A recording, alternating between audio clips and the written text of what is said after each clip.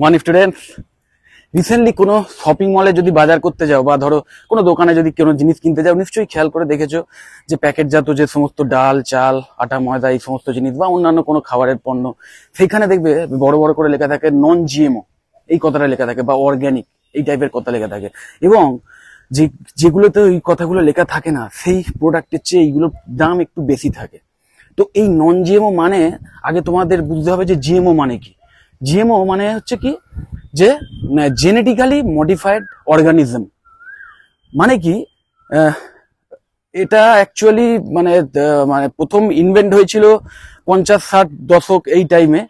মানে এই টাইমে অ্যাকচুয়ালি করা হয়েছিল কি, যে মাস প্রোডাকশনের জন্য বিভিন্ন ধরো শস্য দানা, যেমন ভুট্টা বা ধরো গম এই সমস্ত, বা সোয়াবিন, এইগুলো যাতে প্রচুর মানে একটা নির্দিষ্ট পরিমাণ এরিয়াতে বা নির্দিষ্ট পরিমাণ ল্যান্ডে প্রচুর যাতে ফলন হয়, তার জন্যে সেইগুলোর যে বীজ, সেই বীজগুলোর মধ্যে জেনেটিক্যালি সেটাকে পরিবর্তন করে দেওয়া হয়েছে। তার মধ্যে কিছু মানে মানে বিভিন্ন রিসার্চের মাধ্যমে বিভিন্ন ল্যাবে সেই সমস্ত বীজগুলো যে জেনেটিক্স বা জিন, সেটাকে চেঞ্জ করে দেওয়া হয়েছে একটু। তার ফলে হয়েছে কি, সেই বীজগুলো যখন ছড়িয়ে দেওয়া হয়, সেইটা থেকে একটা মাস প্রোডাকশন হয়। মানে যেখানে ধরো 1 কুইন্টাল হয়তো প্রোডাকশন হওয়ার কথা ছিল, সেই একই জায়গাতে হয়তো 10 কুইন্টাল প্রোডাকশন হবে। শুধু তাই নয়, সেইটার লংজিভিটি অনেক মানে বেশি থাকবে। যদি নর্মাল জায়গায় রাখা যায়, যেটা নর্মাল নন জিএমও প্রোডাক্ট, সেটা হয়তো দেখা যাবে যে 1 সপ্তাহের মধ্যে খারাপ হয়ে যেতে পারে, সেই গম বা সেই ভুট্টা। কিন্তু যদি জিএমও হয়, সেটা কিন্তু অনেক দিন অবধি সেটা ভালো থাকবে নর্মাল জায়গাতে রাখলেও। এবং এটা এই জন্যই করা হয়েছিল, কারণ জনসংখ্যার সাথে সাথে যে খাদ্যদ্রব্যের চাহিদা বাড়ছিল বা বাড়ছে, সেইটাকে যাতে ব্যালেন্স করা যায়, সেই জন্য একই ল্যান্ডে যাতে বেশি শস্য দানা উৎপাদন করা যায়, তার জন্য এই মডিফিকেশন আনা হয়েছিল।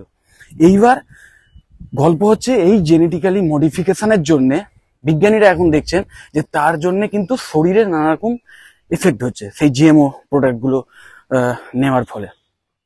কারণ এমনভাবে সেই জিনোমটাকে চেঞ্জ করা হয়েছিল বা হয়েছে, যে যেটার জন্য শরীর আমরা যখন খাই তখন নানা রকম কার্সিনোজেনিক এফেক্ট হয়, এবং যার ফলে শরীরে ছোটখাটো রোগ ব্যাধি থেকে শুরু করে দুরারোগ্য রোগ ব্যাধি, যেমন ক্যান্সার টাইপের রোগের সম্ভাবনাও কিন্তু অনেক বাড়ে। এরকম কিন্তু অনেক জায়গায় বিভিন্ন বিজ্ঞানীরা দাবি করছেন, এবং তাই জন্যেই বিভিন্ন জিএমও এই নন জিএমও প্রোডাক্টের চাহিদা বাড়ছে, যেখানে তোমার ওই যে পরিবর্তনশীল যে বীজ, সেইগুলো ইউজ করা হয় না। ন্যাচারালি যেটা মানে প্রোডাকশন হয়, বা ন্যাচারালি যে উৎপাদনটা হয়, অরিজিনাল ফর্ম, সেইটাকেই মানে সেই বীজটাকে ইউজ করেই প্রোডাকশন করা হয়। এইবার প্রশ্নটা হচ্ছে, কিন্তু জনসংখ্যা তো ক্রমশ বাড়ছে, যতদিন যাচ্ছে পৃথিবীর জনসংখ্যা বাড়ছে বা আমাদের দেশের জনসংখ্যা বাড়ছে, এবার ল্যান্ডের পরিমাণ সমান। তো তাহলে হয় তোমাকে ল্যান্ড মানে আরো নতুন অনুর্বর জমি, সেটাকে উর্বর করার চেষ্টা করতে হবে যে সমস্ত জায়গায় চাষ হয় না, অথবা ওই মানে জিএমও যে প্রোডাক্ট, মানে যে যাতে একই জায়গাতে বেশি ফলন মানে হয়, মানে বেশি ফলন দেয়, তার জন্য সেইগুলোকে জিএমও প্রোডাক্টই বানাতে হবে। কিন্তু সেটা এমন ভাবে করতে হবে যাতে শরীরে কোনো নেগেটিভ এফেক্ট না পড়ে। তো এইবার ভেবে দেখো, এই যে জিএমও প্রোডাকশন হয়েছিল, তার পেছনে রয়েছিল কারা?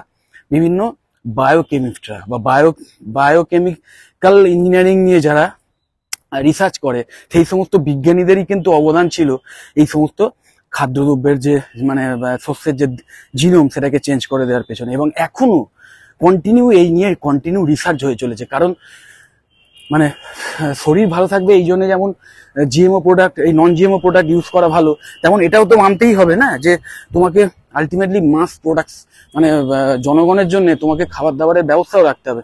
তার জন্য ওই যেটা বললাম, যে অনুর্বর জমি যাতে আরো বেশি অর্গানিক সার দিয়ে, মানে অর্গানিক মানে কি, ন্যাচারাল সার, যেগুলো তোমার খুব একটা ক্ষতি করবে না।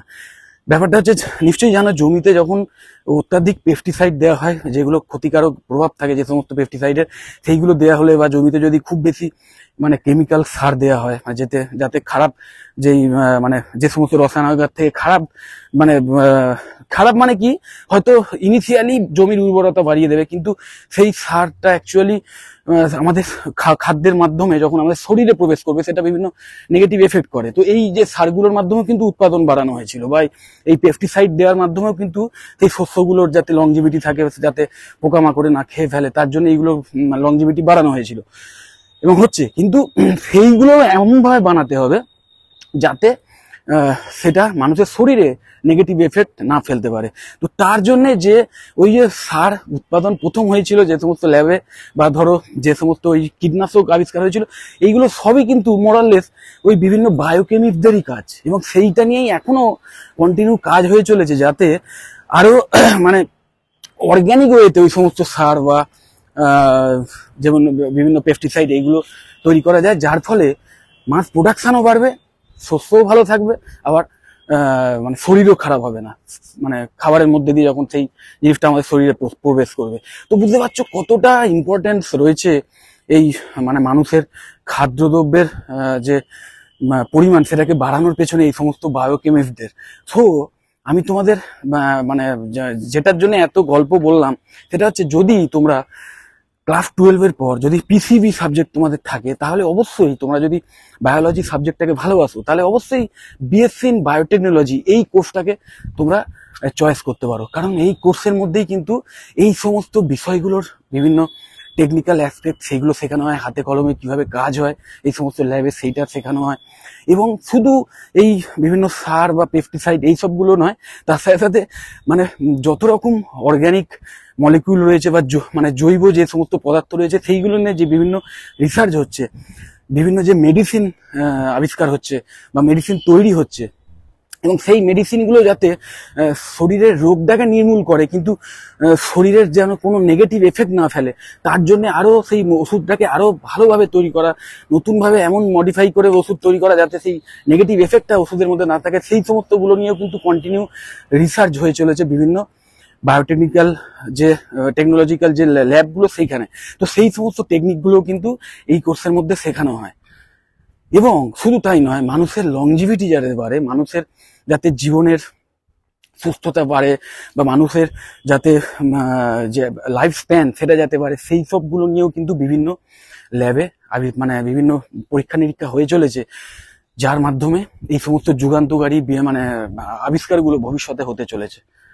তো মাথায় রাখবে অবশ্যই বিএসসি ইন বায়োটেকনোলজি এই কোর্সটা যদি তোমরা চয়েস করো, তাহলে ঠিক যেমন বিভিন্ন এই মানে যে সমস্ত জায়গায় মানে কেমিক্যাল ল্যাবগুলোতে বা ধরো বিভিন্ন কেমিক্যাল ফ্যাক্টরিতে যে সমস্ত জায়গায় এই সমস্ত সার উৎপাদন করা হয় বা বিভিন্ন কীটনাশক উৎপাদন করা হয় বা বিভিন্ন ধরো এই ওষুধ তৈরি করা হয়, সেই সমস্ত জায়গায় যেমন চাকরি পেয়ে যাবে ডাইরেক্ট সেই সমস্ত জায়গায় কোর্সটা কমপ্লিট করার পর, ঠিক তেমন আরো হায়ার স্টাডি করে এমএসসি বা বায়োটেকনোলজি এবং তারপর পিএইচডি করে আলটিমেটলি তোমরা কিন্তু রিসার্চের লাইনে গিয়েও অনেক যুগান্তকারী আবিষ্কারের পেছনে নিজেদের অবদান রাখতে পারো।